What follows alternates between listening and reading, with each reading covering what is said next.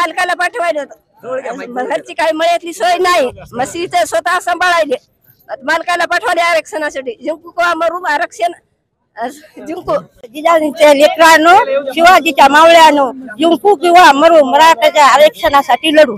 हे आमच्या गावातून 400 ते 500 युवक जात आहेत आझाद मैदानावर आंदोलन करण्यासाठी. आणि आम्हाला हे कुणबी वर्गातूनच आरक्षण मिळायला पाहिजे आणि हे शासनाने द्यायलाच पाहिजे. आणि आता हे आमचे सगळे मंडळी जाणार आहे, त्याच्यासोबत हा माझा मुलगा 10वीला आहे, त्याच्या अभ्यासावर परिणाम होईल याचं मला काहीच नाही, पण ते एक लढ्याचा साक्षीदार होईल याच्यात मला माझा अभिमान वाटतो. हे आमचे आता सारी मंडळी जाऊन आझाद मैदानावर आंदोलन उपोषण करणार आहेत, तिथे जाऊन बसायलेत.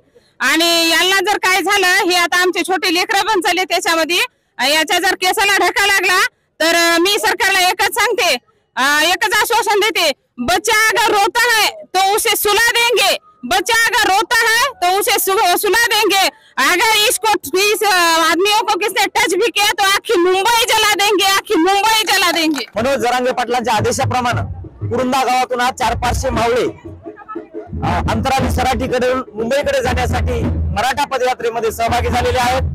आम्ही आमच्या दररोजच्या खाण्यापिण्याचं सर्व साहित्य, चूल असेल, सरपण असेल, तेल मीठ असेल, सर्व आम्ही गोरगरीब मराठ्यांनी आम्हाला जे दिलेलं आहे शिदा, तो सर्व शिदा घेऊन वाटानं स्वयंपाक करीत करीत आपली सगळी व्यवस्था करीत करीत आम्ही मुंबईपर्यंत जाणार आहोत. आणि निश्चितच आझाद मैदानात आम्ही एकदा मराठ्यांनी ठाण मांडलं की मराठा समाजाला सरसकट जोपर्यंत कुणबी प्रमाणपत्र मिळून ओबीसीतलं आरक्षण मिळणार नाही, तोपर्यंत या महाराष्ट्रातला एकही मराठा आझाद मैदान सोडणार नाही.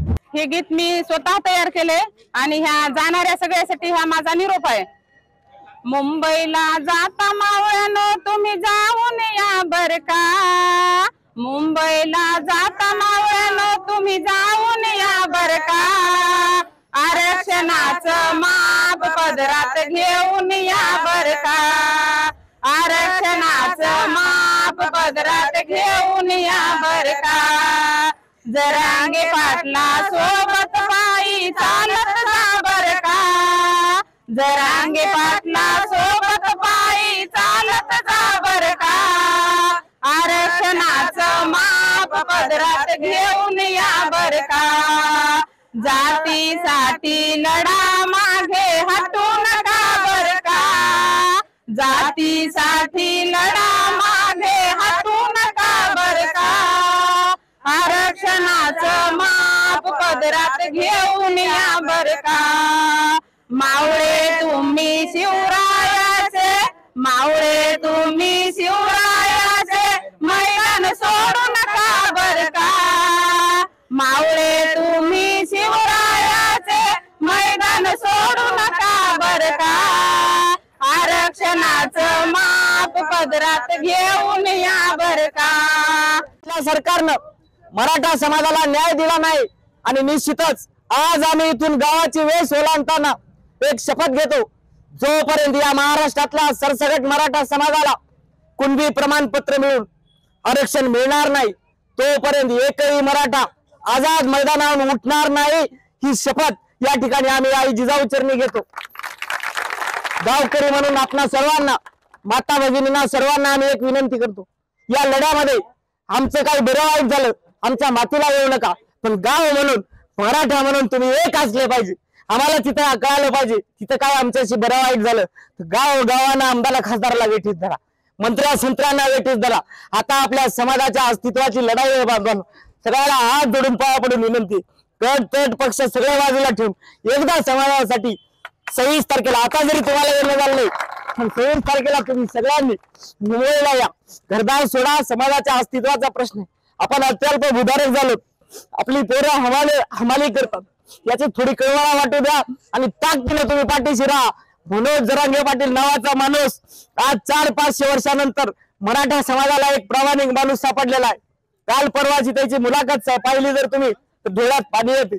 आम्हाला आमचं काहीच वाटलं, त्या महापुरुषाची चिंता आहे. निसर्गाचा नियम आहे, ज्या ज्या वेळेस एखाद्या समाजावरती अन्याय होतो त्यावेळी एखादा महापुरुष जन्माला येतो. मनोज जरांगे पाटील हे मराठ्याच्या गळ्यातला हिरा आहे आणि त्या हिऱ्याला जपण्याचं काम तमाम मराठा बांधवांनी करावं हीच विनंती करतो. या लढाईमध्ये आता आम्ही एकतर मरून येऊ नाहीतर विजय घेऊन येऊ, तोपर्यंत आम्ही गावाचं तोंड पाहणार नाही. गावातल्या मंडळीची एक विनंती,